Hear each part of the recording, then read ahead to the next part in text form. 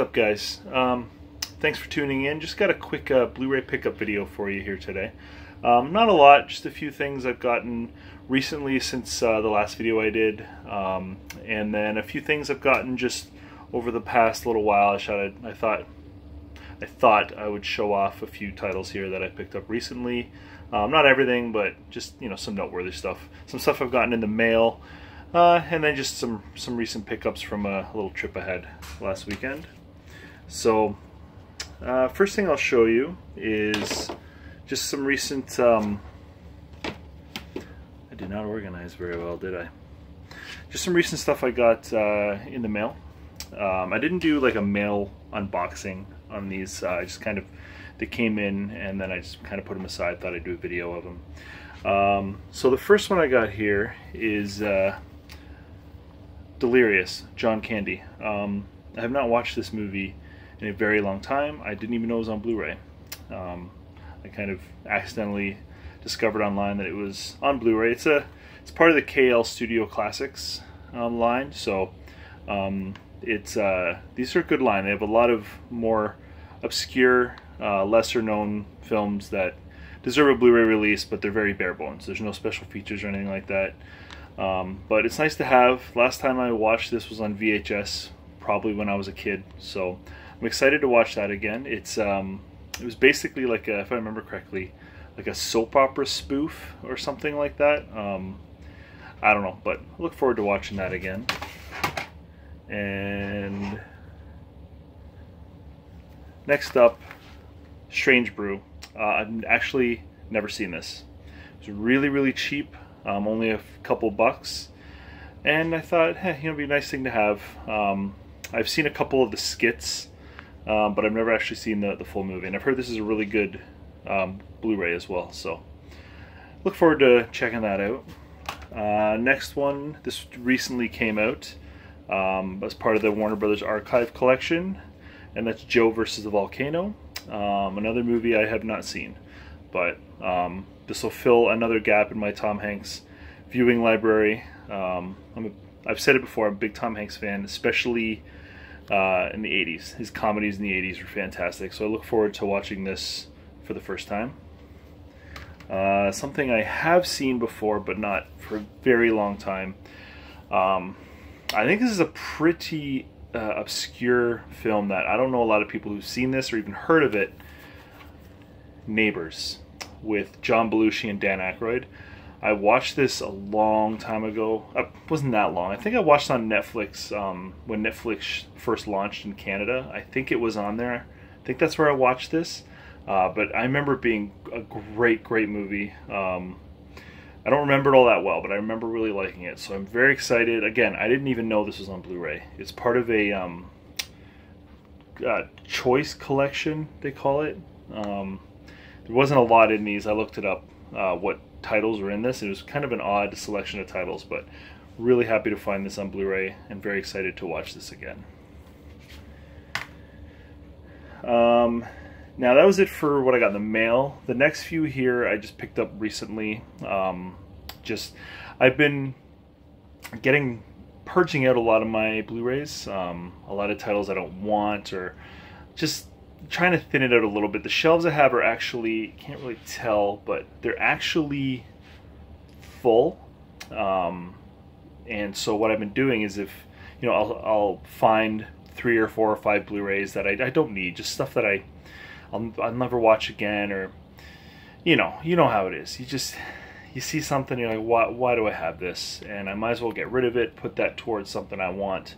So I've been trying to kind of purge my collection down a bit, get rid of 8 or 10 titles, pick up 2 or 3 more essential ones that I want to have in my collection that I think I'll revisit. So I've been doing that a lot lately, and some of what I'm showing you are a result of that, and there's a lot here that I haven't shown you. But anyway, enough of the rambling.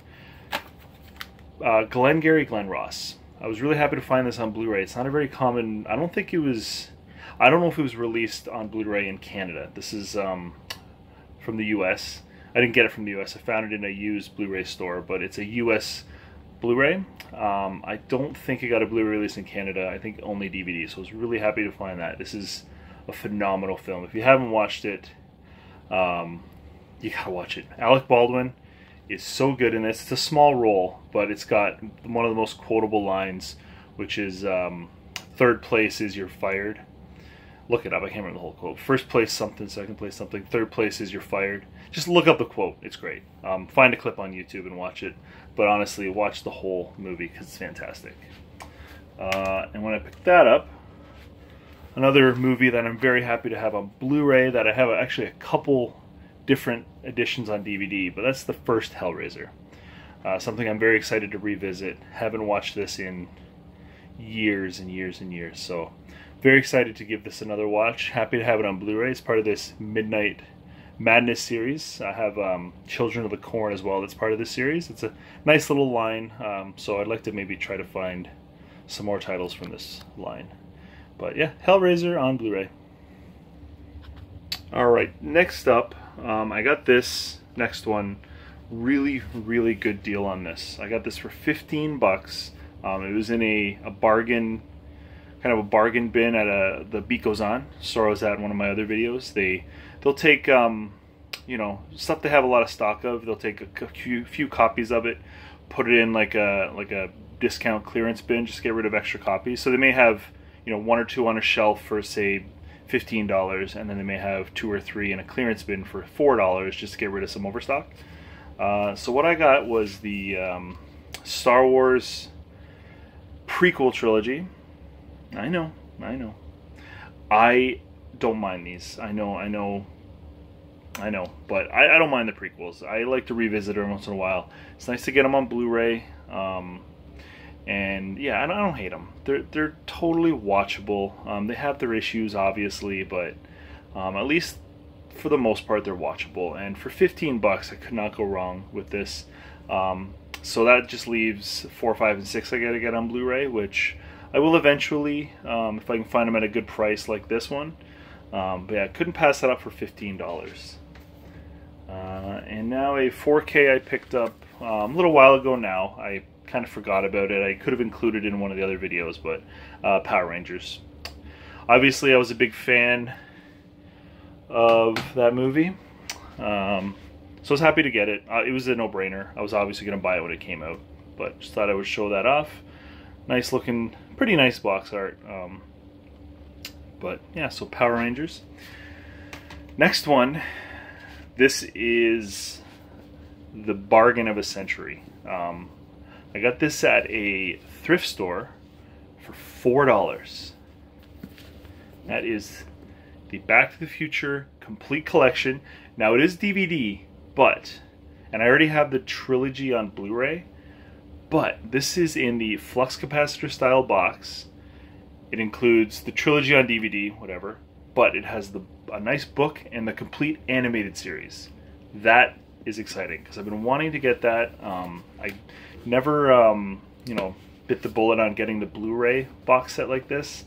And even the DVD one, like, it's not super cheap. It's still, I see it for $40, $50 in some stores. But $4, and it's complete. It's all in there. And $4 is more than worth a box alone. Like, that is so nice. And it's great to have the animated series on DVD at least. So that was a bargain. Very, very excited to find that. Now next up, so as I was alluding to, we went on a little road trip last weekend. We went up to Ottawa, the capital of Canada. We spent a weekend up there, and of course I had to pick up some movies on the trip. Along the way, it was about a 6-hour drive. We took a little Walmart break just to go in, go to the bathroom, grab a snack, whatever. It's like 10:30 at night, so there wasn't a lot open. So of course I went in there, and they had this kind of a nice little display at the front of the store, and I was like, oh okay. I was a little bummed out because it was DVDs. They weren't Blu-rays, but they're all $5 each, and they're in these kind of cool slip covers. Slip covers kind of sold me on them, but I also picked up a couple movies I've been wanting for a while. They are on DVD, and you know, one day down the road I'll probably get the Blu-rays anyway. But that is Pee-wee's Big Adventure and the Grumpy Old Men collection, Grumpy Old Men 1 and 2. Grumpy Old Men I love these movies. I have not watched them again in years. So I'm excited to at least rewatch them, even if it's on DVD. And I really dug these slip covers. I don't know why. Underneath the slips, I don't have another hand to, I can show you here. But underneath the slips, you get the regular box. So if you ever grow tired of these slips, it's not like it's printed on the sleeve or anything like that. The original box is underneath. And of course, as you saw, the other one is Pee-wee's Big Adventure, which I don't think I've ever, if I've seen it, it was as a kid and I don't remember a thing about it. And it's one of those old comedies that I've heard so many good things about. Early Tim Burton, Danny Elfman does the score, Phil Hartman co-wrote it. Like, this has got classic written all over it. And I love Pee-wee. Who doesn't love Pee-wee?